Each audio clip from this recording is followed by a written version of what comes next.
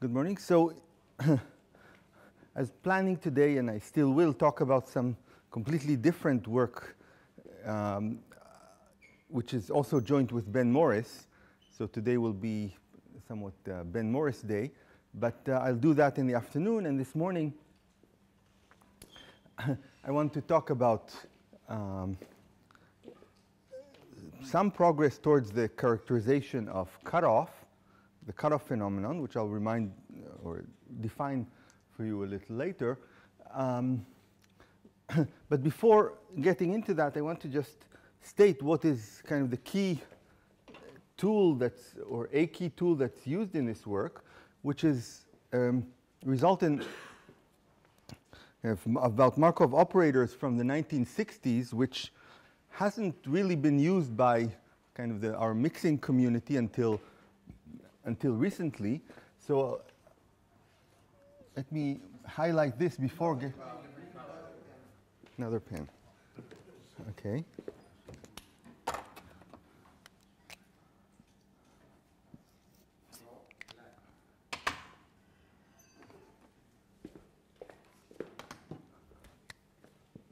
Yeah. So this is the Stein star inequality.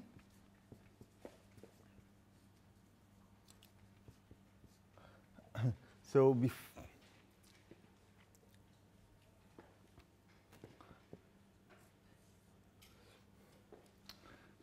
P is going to be the stochastic matrix, or just a transition matrix for a Markov chain. For a reversible Markov chain, so pi.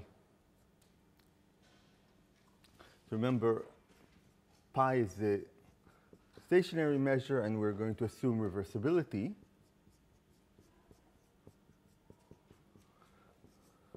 So pi is a stationary measure. And so before stating the inequality itself, recall that P is a contraction in L2 and more generally in any LP space. So if I take P to the k and apply it to a vector f, or think of it as a function on the state space, and I do compute LP norms, you may want to, I'm writing LP norms, so this little p is different from this capital P, but you can think of little LP equals 2. That's the case I will use today is just this, but in other cases we care about different P's. So so before stating the inequality, just recall the standard thing, which says that this is a contraction, so the norm of this is less than the norm of f. And when I write this norm, I mean this is a norm in the space LP of pi. So we're going to apply it all to finite Markov chains. So all this just means you sum, right? So the LP norm to the P is the sum of the Pth powers weighted by pi. So we're working in the space LP of pi, but pi is finitely supported, so everything is elementary. But so what is the inequality is about when you maximize over k,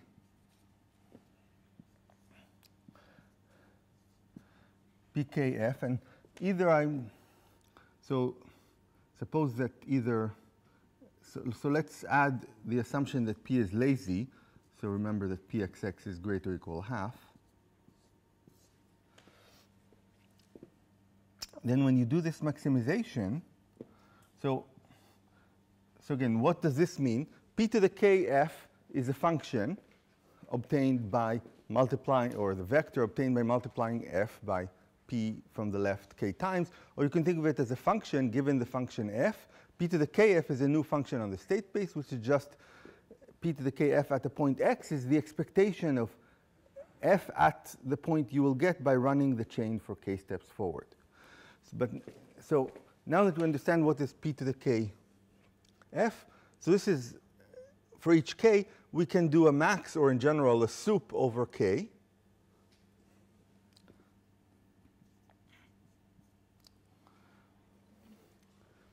Right, so just a pointwise sup for every value.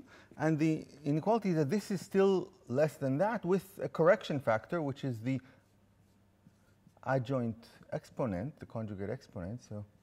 So remember that 1 over p plus 1 over q equals 1. Right? So here p is something between 1 and infinity, and so is q.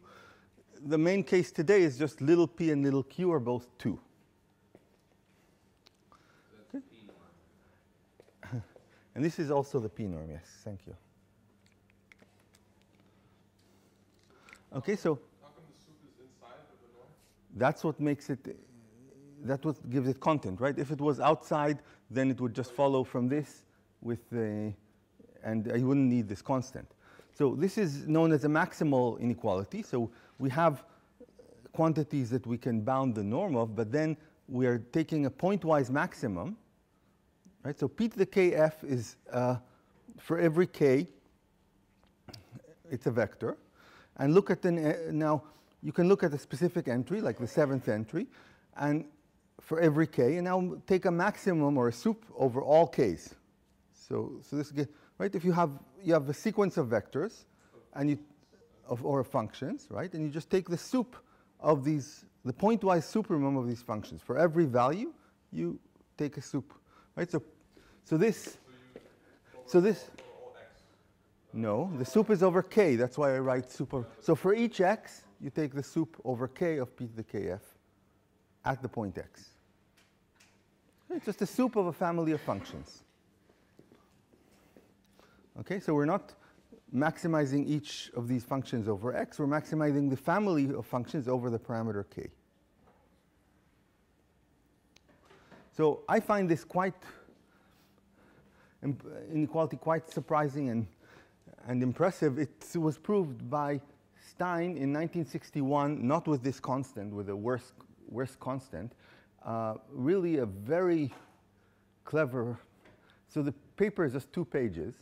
Very clever proof combining the Hopf maximal ergodic theorem with the spectral theorem in some clever calculations, and he got an equality like this with a worse dependence on p. It won't matter for us too much, because if you're interested in p equals 2, it doesn't matter. But I emphasize this sharp form found by Starr because we have other applications of this where it's important to let p tend to 1 or infinity, and in those cases the right dependence really matters. And so Stein proved this in 61, then Starr in 66. This was his thesis under Giancarlo Rota in MIT, and he proved this. And the paper is about 30 pages, but it turns out it's 30 pages because he had to write a thesis. Really, the core of the argument is a few lines, but it's very, very clever. And if you see this form, you might guess, and that's a correct guess, that this is related to the martingale, to the Dub's maximal inequality for martingales, which has a similar form. However, this is not a martingale, so it's not clear where this is coming from. And so, yes. And okay, so before really doing the application per se, I want to explain to you where this is coming from, because if you open Starr's paper, it's quite a while. However, we did in our paper we did decide to add a half-page appendix just explaining what is needed, because to save people going through the 30 pages. But I want to so the reason this is interesting is, like, where is the martingale in a reversible Markov chain? Well, there are several. We know a bunch of martingales, but this is one I didn't know until looking at this. So instead of proving it for lazy, let's look at, we're going to prove a version without laziness.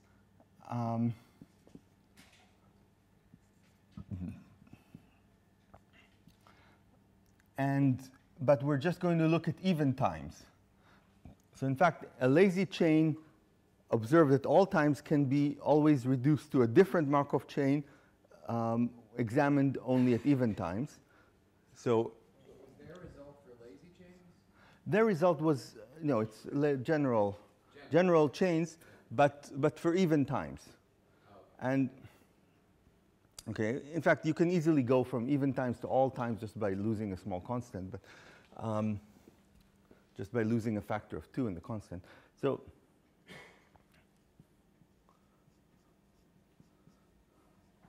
let's do this version. So instead of taking sup over all k, we'll take a max over k bounded by capital N. And since the bound on the right doesn't depend on this capital N, then you can, of course, pass to the limit. Okay, now the key thing is what is P2k of f at the point x? So as we said, this is the expectation starting from x of the function f evaluated at x at the Markov chain x at time 2k. And the idea is let's write this as the expectation. So of the expectation f of x2k given xk,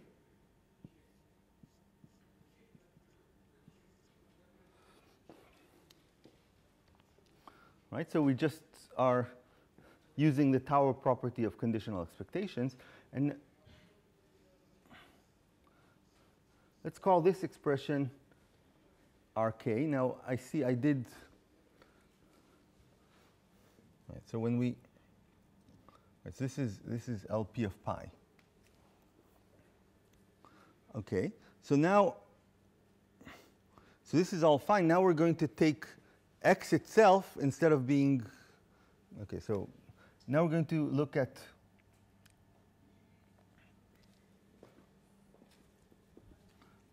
So when we compute this norm, it's with respect to Lp of pi. So what this means is that we're really taking this little x and averaging it according to the distribution pi. So the one way we can realize it is just look at the stationary chain. So we're going to take x0 distributed according to pi. And then we run the chain starting at this random point. So now we're going to take P2kf and evaluate it at the random point x0 chosen according to pi. Okay, so now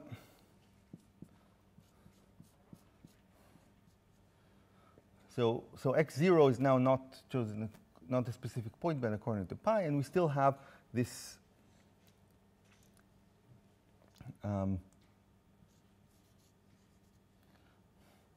e pi of Rk, and now we are using.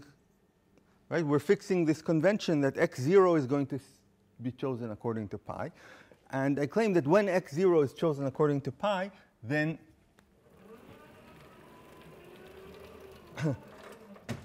then Rk is a reverse martingale. That's why it gets the letter R.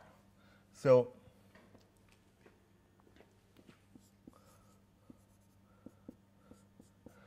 remember, x0 is chosen according to pi. I have to emphasize that. And then we look, with that as understanding, we look at the expectation of f of x2k given xk.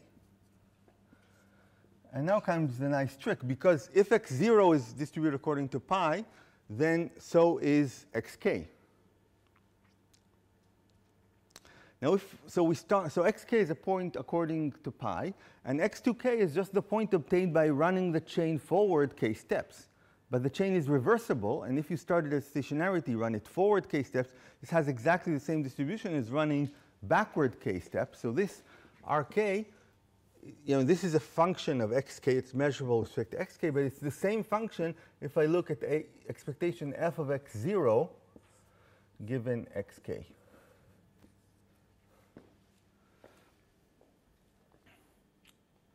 All right, and now, right, here we used reversibility. Reversibility means that running the chain forward has the same distribution as running the chain backwards. So this to the law of fx0 given xk is the same as the law of x2k given xk. But now, using the Markov property, conditioning on xk is the same as conditioning on xk, xk plus 1, and so on, the whole future, right? Because given xk, this future and x0 are independent. But once we write it in this form, what does this conditioning mean? It's conditioning on the sigma field generated by this sequence. Right? And this, as k grows, we're conditioning on less and less information. So that's a reverse martingale. You have a decreasing sequence of sigma algebras. You're conditioning on it, and by definition, and you're taking just one fixed random variable, conditioning on decreasing sigma field. That's a reverse martingale. So what does Dub's maximal inequality says? Well, it says that for a martingale, it allows you to bound the maximum of a martingale by the last term. So here we're interested in this. Well, we have to take expectations, but let's look at this quantity. We take max k less than n of rk. So this is a random variable. And we want to bound the LP norm of that. So what Dub tells us is that for a martingale, the LP norm is bounded by q times the norm of the final element for a finite martingale. And here we have a reverse martingale, so we just get the same thing, but the final element of the martingale is the first element of the reverse martingale. So this is what Dub tells us for reverse martingales. But let's look, what is R0? This is Rk. R0 is just f of x0, but that's just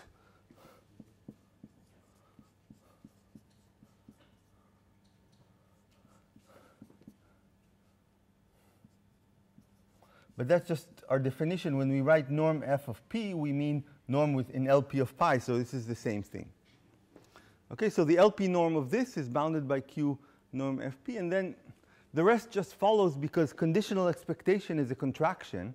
So once we've bounded the norm of this max, then we have to bound the norm of that max. But this P2KF is just a condition, is just the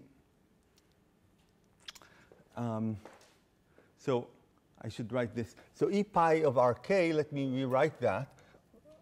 A better way to write it is expectation of Rk. Okay,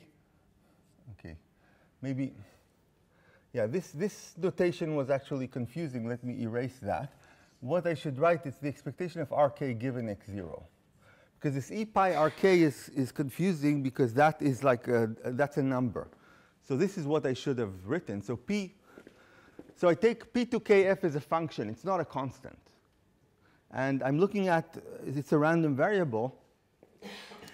And I'm looking at this random variable applied to I'm looking at this function P2KF applied to a random point x0. I'm not averaging that yet.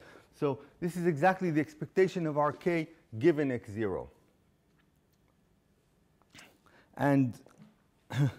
And now we just use the fact that the conditional expectation operator is a contraction in LP norm, and conditional expectation of a right, and the maximum of conditional expectations is less than the conditional expectation of the maximum. So you just need two very elementary facts to go from what I checked here to that statement. So it just follows from what we checked here and this conditional expectation. So all this is, so it's really just 3-4 lines, but it's a confusing 3-4 lines, a lot of moving parts. But it's turns out remarkably useful. So besides what I'm going to show in more detail today, we use this with Alex Jai and James Norris to answer a question of David Aldous on Markov chains. Let me quickly tell you this. I won't give you the proof, but I'll just mention this application, which says for random walk on any graph. So I have a simple random walk on a graph of n nodes.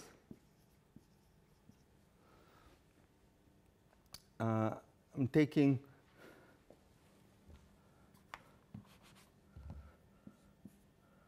Pt of xy, or pk of xy, max over k and sum over y. So so if I fix a k and I sum p k x y, I just get 1. But suppose I fix in the x, the starting point, I sum over all the points y in the state space, and for each y I ask, what is the maximal probability I'll be at y maximized over time? So I could take a max or a sup here, it doesn't matter. And what David conjectured is that what David Aldous conjectured is this is bounded by a constant log n, universal constant that doesn't depend on the graph, and the extreme case is a cycle or a path. So if you have a path, here is x, here is y.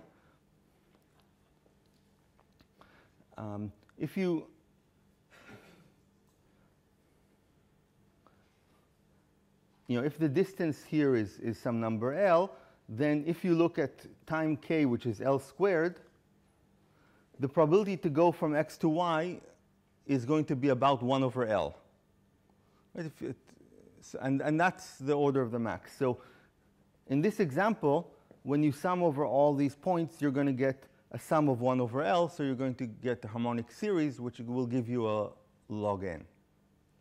So you can't hope to prove anything better. And this is true. So we have it with the constant. We don't have the sharp constant nailed here, but we have it with a very reasonable constant, 4e. And that's in a paper with James Norris and Alex Jai. And it follows, OK, that's not the only thing in the paper. That's just a lemma in the paper, which follows rather easily from this Stein inequality, which Aldous didn't know, and so I knew about Aldous' conjecture, and trying to prove it by all the other methods I knew completely failed, and even just prove an n to the epsilon here, prove anything better than root n by without using this inequality, I don't know how to do. Okay, so that's a little proselytizing for Starr's inequality. And now I want to continue with the main topic, characterization of cutoff. So I'll remind you of some things we've seen here a lot. So this is the standard notation we've been seeing throughout the week. And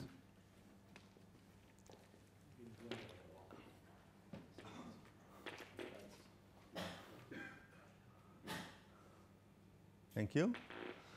OK, so d of t is this distance in total variation to the stationary distribution. Epsilon mixing time until this is less than epsilon. And just t mix is t mix of a quarter. Really fascinating phenomenon. And I'll mention a little of the history later and also later in the week. But just the definition is that a sequence of chains exhibits cutoff if t mix of epsilon asymptotically doesn't depend on epsilon. In other words, t mix epsilon minus t mix of 1 minus epsilon, or you could put here any other number. This is little o of the mixing time. So another way to, and in fact, we're interested in what is the order of this difference. So if we have some sequence wn and this inequality holds, c epsilon can depend on epsilon, then we say that wn is a cutoff window for this chain. In terms of the behavior of the distance to stationarity, a cutoff represents a sharp drop in this distance. So around the point t mix in an interval which is negligible, so the interval of the drop is the window size, you go from total variation distance near 1 to total variation distance near 0. That's what cutoff means. And the width of this interval, again, exactly which interval I'm looking at depends on what height epsilon, but what we want is a window that will work for all epsilon with a suitable constant that depends on epsilon. So the first examples were by Percy and Sashahani. The mixing time for random transpositions is n log n over 2. and the cutoff window is n, and a lot more precise information was obtained. So remember, you pick two cards at random, one with your left hand, one with your right hand, swap them. So you might pick the same card. That gets rid of the periodicity. So n log n over 2 is an easy lower bound, because before if you didn't touch all, if you left a lot of cards untouched, your permutation has too many fixed points. We know a random permutation has just one fixed point in expectation, but if you did really less, if you did 0.49 times n log n swaps, then there's a very large number of cards you didn't touch just from coupon collector. And so your permutation has many more fixed points than a random permutation. So the lower bound is easy, the upper bound is not. Anyway, that's the first result. And really a maybe more basic, easier result proved a tiny bit later was that lazy simple random walk on the hypercube, it also has n log n over 2, but somehow for a slightly different reason. So there's still some coupon collector involved. So in lazy walk on the hypercube, we choose a coordinate and randomize it, choose another coordinate and randomize it.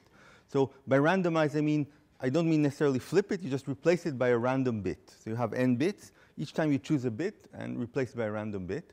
So to touch all the bits would take you n log n steps, but in the hypercube, you don't need to touch all the bits. If you've touched all the coordinates except for root n, you're already reasonably close to mixed. And if you've touched all of them except for n to the 0.49, then really the measure is indistinguishable from the uniform. The reason is that these n to the 0.49, you don't know where they are. They're in a random locations. And if you take a uniform random vector, and then you choose n to the 0.49 random locations and turn those to zeros, that measure is very close in total variation to the uniform measure. Anyway, these are the classical examples. And there's been a lot of progress on Glauber dynamics for the Ising model. I conjectured some time ago that in high temperature this always has cutoff, and this was proved in the lattice in a remarkable series of papers by Lubetsky and Sly. So sorry for abbreviating. So it's Eyal Lubetsky, Alan Sly. Just to see, there are examples without cutoff. If you have random walk on a cycle of n points, and so you do lazy random walk on a cycle, it mixes in order n squared, but there's no specific constant. If you want, in fact, T mix of epsilon is of order n squared times a log of 1 over epsilon. So the closer you want to get, you have to pay by multiplying by a large constant. So there's no cutoff. Now, many chains are believed to exhibit cutoff. Here's the simplest example I know that we don't know, and I guess the best result, and it was obtained here by Ross's students. This is random to random, so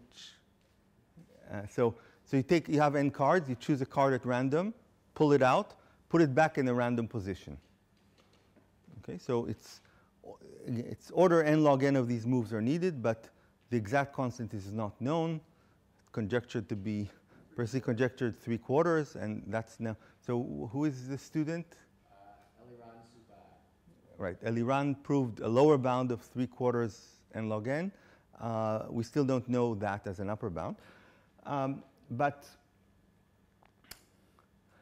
most of the studies of cutoff so far have been focusing on examples, special classes of examples, either with special structure, a lot of symmetry as you have in groups. Ising model is a fascinating class.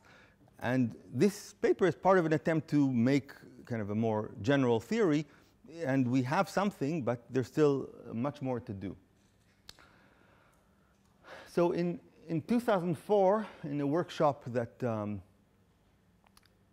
in the workshop on mixing at AIM in Palo Alto, I suggested that in many cases, this will be the criterion for cutoff. The spectral gap times the mixing time should go to infinity. It's easy to show this is a necessary condition. So if the spectral gap times the mixing time isn't going to infinity, you're not going to get cutoff. And so, for instance, in the cycle, the spectral gap is order 1 over n squared. The mixing time is n squared, and there's no cutoff. However, even before that workshop, when I discussed this with David Aldous, he pointed out that this can't be true in complete generality. So there are examples where this condition holds, but there's no cutoff. And Igor Pak gave another example. So this says, well, if we believe that the product condition is still very relevant, we know it's necessary, we need additional side conditions to ensure cutoff. But the idea is, most proofs of cutoff by now require extremely fine understanding of the chain, either using representation theory or explicit diagonalization, or in the case of Lubetzky and Sly, really very refined analysis of the Ising model. And we'd like to be able to conclude that the chain has cutoff by kind of more rough considerations. So it's usually easier to control the mixing time up to a constant than it is to find the constant. So if a condition like this would be sufficient, we'd be very happy, because we just need to estimate the spectral gap in the mixing time up to constants in order to know whether this condition holds. Unfortunately, this isn't enough, but that's the goal. So here is the Aldous example, or some variant of the Aldous example. So you have, so in this part of the graph, you're just walking to the right. So you walk to the right with probability 1/6, to the left with probability 1 over 12, and mostly you stay in place. Anyway, so you still zoom to the right with a positive speed, I guess, and it will take you on average 120 n to go from this point to this. This part, the important part then starts. When you reach this point, you either can travel on this upper part or on the lower part. And both of these, you have a drift to the right, but the drift is stronger on the top than it is. The drift is stronger on the bottom than it is at the top. So here the drift is 1/6, and here the drift is 1 over 12. So if you go on the bottom, you'll reach this in another 6n steps, you'll reach to the right. And if you go on the top, you'll reach it in about 12n additional steps. Now,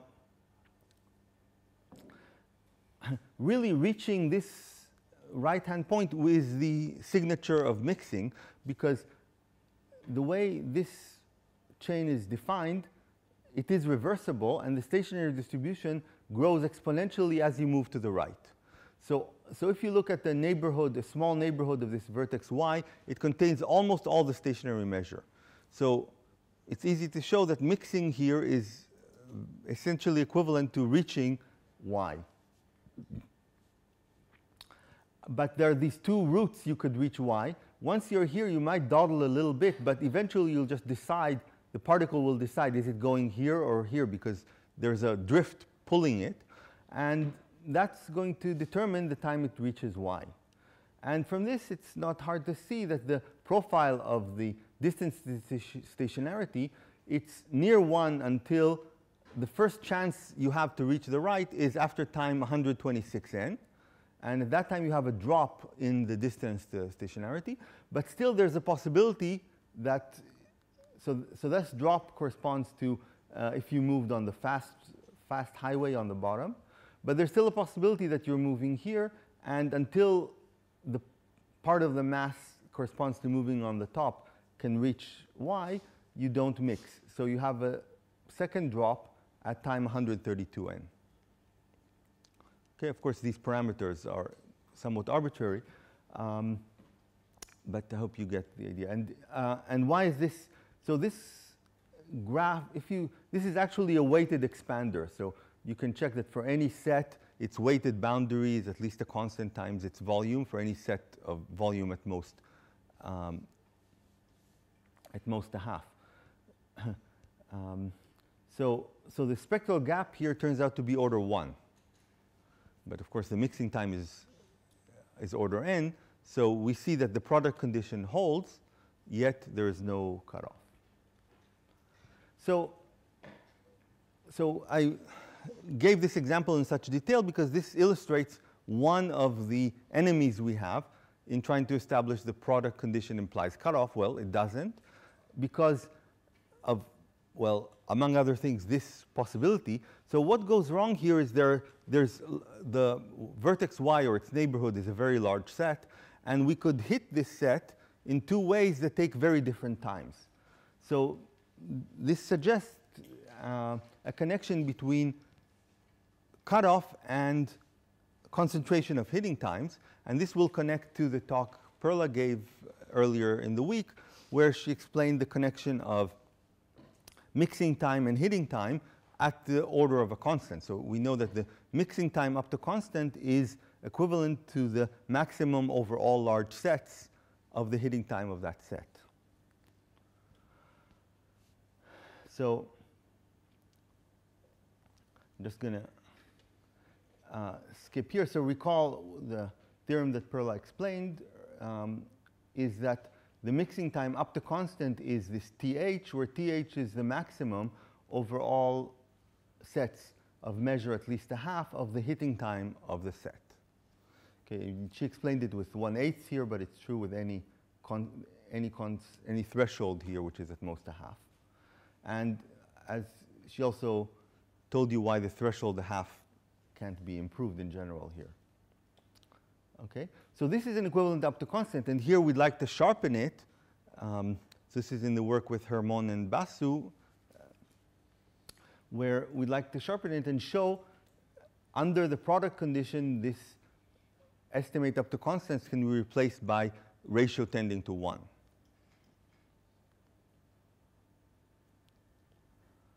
So one kind of prototype case that's motivated this, partly motivated this work is the case of birth and death chains. So you have a path of length n, and the birth and death chain is just a Markov chain where you can either stay in place or go one to the right or one to the left. To avoid periodicity, let's think of lazy chains. One could also think of continuous time chains. So in that setup, Percy with Laurent Salov-Kost showed that separation cutoff is equivalent to the product condition, and Perla explained separation distance in her talk. I won't need it today, so I won't discuss it. But then there was the analogous theorem for total variation cutoff, which is the one we're most interested in. We proved with Jian Ding and Eyal Lubetsky a few years later. So a sequence of birth and death chains. So if we have just walking on a line, there we have cutoff exactly when the product condition holds. The mixing time multiplied by the spectral gap goes to infinity. Ross, when did we start? Well, how long do I have? I failed to. Okay. But you have. Let's see, 1 second. Yeah. I would say it was in the 10:45. Okay. Thank you. So, so in both of these papers, the proof were based on really properties of hitting times in birth and death chains, and a beautiful theorem of Carlin and McGregor that says the hitting time in such a chain from one vertex to another vertex can be written as a sum of independent geometric variables. So this is not at all an obvious representation. It's not, right? So if I want to go from one point to another point in a line, I could say, well, I want to go from 0 to 1, from 1 to 2, from 2 to 3. These hitting times are all independent, but they're not geometric, and they have fat tails. So there is a they could have fat tails. So there is a different representation more useful, or sometimes more useful, found by Carlin and McGregor. And this was a key element in both of these papers. And it's very special to birth and death chains. So the methods in those papers don't even work if our chain is a walk on a path which can jump 0, plus minus 1, or plus minus 2 with some probabilities. So you can walk not just to the neighbors, but also to the neighbors of the neighbors. This breaks down the proofs in both these papers. However, now we know the product condition is sharp for cutoff in such chains and many more. So if you have any chain on a path or that jumps bounded distances and and has positive probability of jumping plus minus 1 and jumps bounded distances, or even a chain, if your underlying graph is a tree structure and you're allowed to jump a bounded distance on the tree, then in these chains also the product condition is sharp for cutoff. So observe that what was crucial in the Alice example is we had very large girth. We had two different ways to reach target y, which kind of got disconnected early on, and we had a very large cycle. So if we ensure no large cycles, then the product condition is sharp. And here is one statement. Say we have a, so here I'm stating it for nearest neighbor walk on a tree. So we have any tree and any weights on the edges, then the t mix of epsilon minus t mix of 1 minus epsilon can be bounded this way. So the key thing is what you have here is the geometric mean of the relaxation time, which is the inverse gap, and the mixing time. So in particular, if the mixing time, if we have a sequence of chains and this product condition holds, that means that the relaxation time is negligible to the mixing time. Then this geometric mean is itself negligible compared to the mixing time, so we have cutoff. So we have, if the product condition holds, we have cutoff with this window, which is the geometric mean of the relaxation and the mixing. And already in the case of birth and death chains, you cannot put in general a lower window. So we have examples where the window is of this size. And this, even for the case of birth and death chains, this improves the result in the earlier papers in terms of the dependence on epsilon. So the key to this proof, which I won't be able to give you, all the details, but I want to give some idea and relate it to this stein star inequality. So we're still going to relate mixing to hitting time of large sets, as Perla did in her talk. But instead of looking at the expected hitting time, we're going to look at the tails of the hitting times. So just like we have t mix of epsilon determines what is the time that we're close in total variation, hit of epsilon will say what's the first time, so that for any large set, so any set of measure at least a half, the probability you have not hit it yet should be less than epsilon. Okay, is that clear? So this is an analog of the t mix parameter. It's the tail of hitting times for the worst set and the worst starting point. And a key, general theorem is that, okay, cutoff is equivalent to cutoff of hitting times. So we say that a sequence of chains has a hitting cutoff if hit n epsilon minus hit n 1 minus epsilon is negligible to, say, the hitting time for with epsilon equals 1/4. And one result we have abstract. So I said, one goal is to make a theory of cutoff, not just this or that class of examples. And so this is progress in that direction, saying that cutoff is equivalent to hitting cutoff. So, and in fact, both of these conditions imply the product condition. So initially we stated it as cutoff is equivalent to product and hit cutoff, but in fact, each of these implies the product condition. So really, cutoff is equivalent to concentration of hitting times of the sets that are hardest to hit. And for trees, we use this because hitting cutoff is easier to understand in trees. What makes this hard in general is the definition of hit epsilon involves a quantifier over all sets. So you have to understand what are the sets that are hardest to hit. In a tree, it's easy to guess and possible to prove that the hardest sets are the sets that are hiding behind the central vertex. I'll explain this later, and I think Perla will give another application of these central vertices later in the week. Okay, so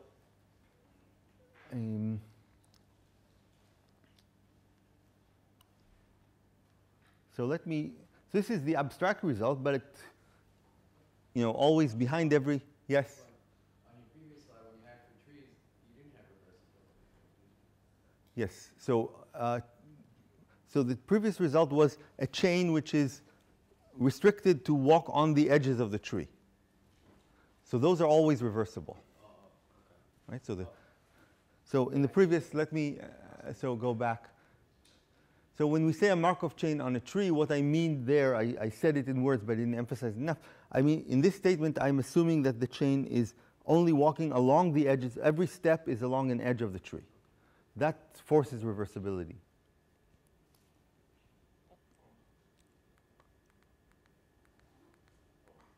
Okay, so behind any abstract theorem, there is some more useful inequality.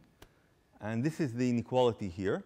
So actually, we need several inequalities for the abstract theorem. This is a key one that I want to emphasize. So T mix of 2 epsilon, it can be compared to 2 hitting times with an error or perturbation term which is of the order of the relaxation time. Okay? So recall Perla's lecture where the mixing time was shown to be equivalent to a hitting time, but up to constant factors. The idea is here, there's no hidden constants here. Everything is spelled out. So there is no, so really T mix, and here we have hit epsilon with constant 1 in front, and hit 3 epsilon with constant 1 in front. And, well, the only issue is we have these correction terms which are of the order of the relaxation time. But under the product condition, if we want to think of that case, because the product condition, if you're going to work on establishing cutoff, if you can't establish the product condition, you might as well go home, because the product condition is much rougher to decide. You just have to estimate things up to constant. So we have a chain. We want to study cutoff. Maybe the first order of business, check if the product condition holds. If it doesn't, there's no cutoff. If it does, well, then the real work starts. And so assume that the product condition holds. Then this says that T mix epsilon is equivalent up to a negligible error to hitting times. Well, the upper bound involves epsilon here. The lower bound involves hit 3 epsilon. But you see that if you have concentration of the hitting times, if hit epsilon doesn't depend much on epsilon, then T mix doesn't depend much on epsilon. What I'm hiding here, this controls well the behavior when epsilon is near 0. For cutoff, we actually need to also understand the behavior when the total variation distance is near 1. And we also have that with a related series of inequalities, but I won't get into that. So there's 2 directions here.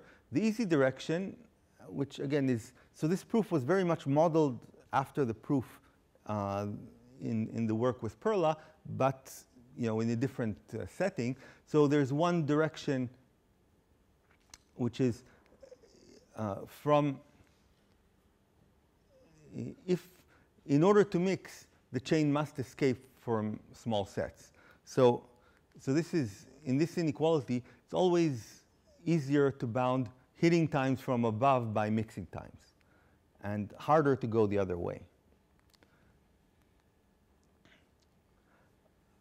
Okay, so maybe I'll skip the easy direction, and I want to focus on the harder direction, the more interesting one, which is to bound the mixing time from above by the hitting time. Again, by the way, this paper is available in full detail on the archive if you want to see more. So I'm going to emphasize what I think is the key element, which is the upper bound on mixing time in terms of hitting.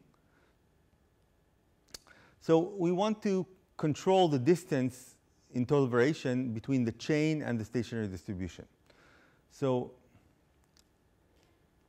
right, so what does it mean the chain is epsilon mix? It means, so let's focus on a particular set A. It means that this difference is less than epsilon.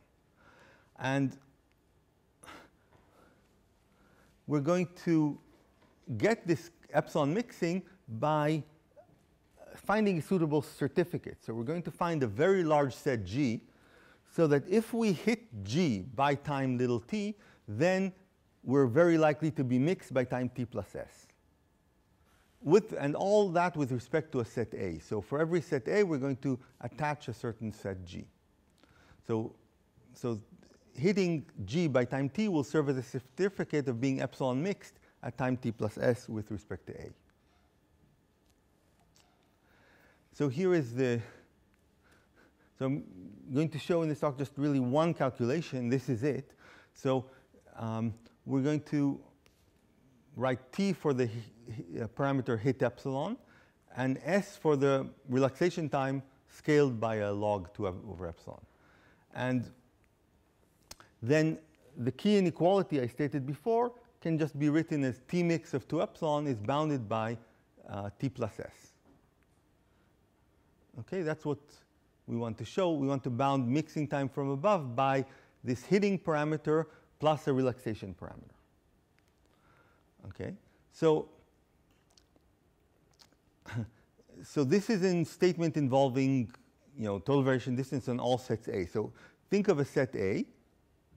For every set A, we're going to find a set G, which will be a certificate of mixing in A, and this is a set G. So G is all points little g, with the property that if you start at little g and you run the chain for time s tilde, you're going to be close to the stationary distribution. Now, I want to separate what's the standard and what's the non-standard thing here. If instead of s tilde here I would put s, I want pgs of A minus pi A to be less than this parameter e to the minus s over TRL. Then this is completely standard spectral analysis. If instead of this, if here instead of s tilde I would have s. So it just follows from the writing out the spectral representation of the transition matrix P, and very standard calculation. Okay? I won't write it out. What's non-standard is the fact that I have a quantifier here that I want this inequality to hold simultaneously for all s tilde bigger than s. That's sort of the novel feature which relates to stars inequality. So again, if I just had an s here, then the fact that this G is a very large set would be standard. But it's also true when we have the s tilde, and that's a consequence of stars inequality.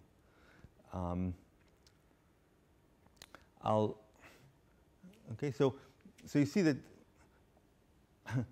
So this is just a matter of rewriting the notation to infer this from star, and you get that I've chose the parameter so that star will tell us that the probability of this is at least a half.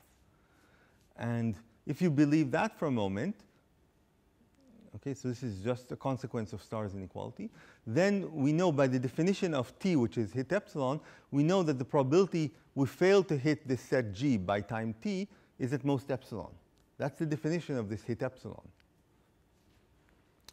Finally, for any x, any starting point x, any set A, I want to check what is the distance in total variation. So I want to check what's the probability of being in A in time t plus s, compare that to pi of A. So this difference, I separated into two pieces. One piece comes from the event that Tg was bigger than T. This probability is going to be less than epsilon, as we mentioned here, by the definition of hit epsilon, and since G is a big set. And then what we have left, so this is the case when we haven't hit G by time t. In the remaining part of the probability space, we have hit G by time t, but I don't know exactly when, sometime before t. And now I'm interested in distribution at time t plus s. Well, from the hitting time until time t plus s, how much time is left? Not exactly s, I don't know, but it's some number which is at least s. And here is where this maximal inequality comes to the rescue, that because I can put here, this is the maximum over all g and g. So I look at the time and place where I hit g. This is some time less than t, and some place little g, and the time remaining until t plus s is some number s tilde. And so all I need to control is this difference, pg s tilde a minus pi of a. And this difference is also less than epsilon, just by the definition of capital G. But I have to be able to plug in this maximum. If I just know it for a fixed time, it's not good enough. OK, so again, this is an elementary deduction. The fact that pi g greater equal half is an elementary deduction from star. You're just using Markov's inequality. I won't spell it out due to time, but it's really really easy from star. OK, so let me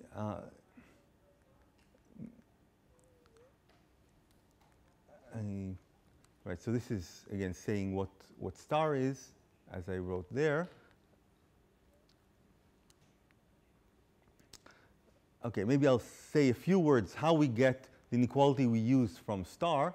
So we're going to take p equals 2 and look at the function fs, which is the indicator of a, subtract its mean, and run the chain forward for s steps. So this gives us some function fs.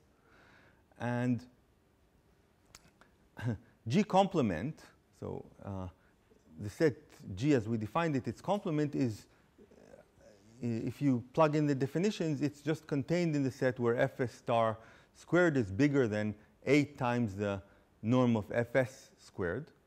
And once you have it in this form, then you can bound the probability of g complement using Markov's inequality.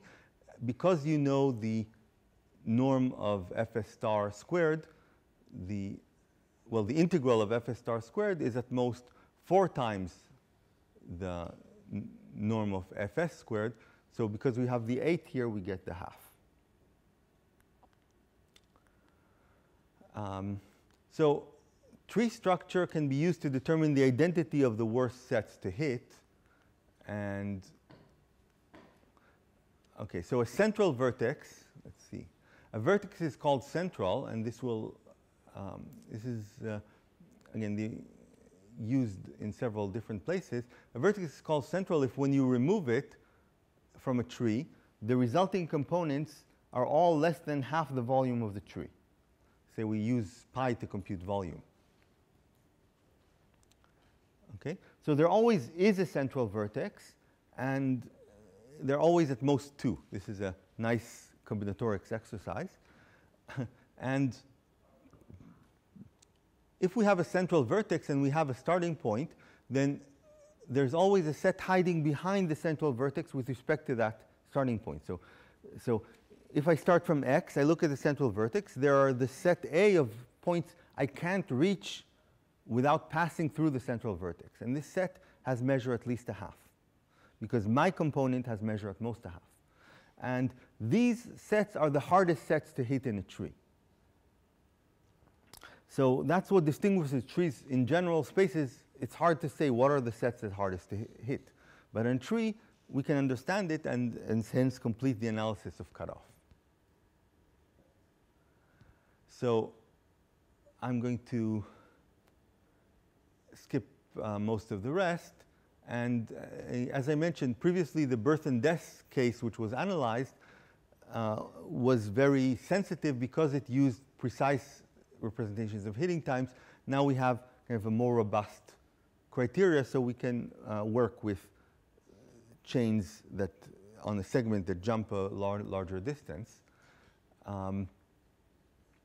There's still a lot of open problems. So we've swapped understanding cutoff for understanding concentration of hitting times, which is sometimes easier, but certainly not always. So most of the work is still ahead. Thanks for your attention.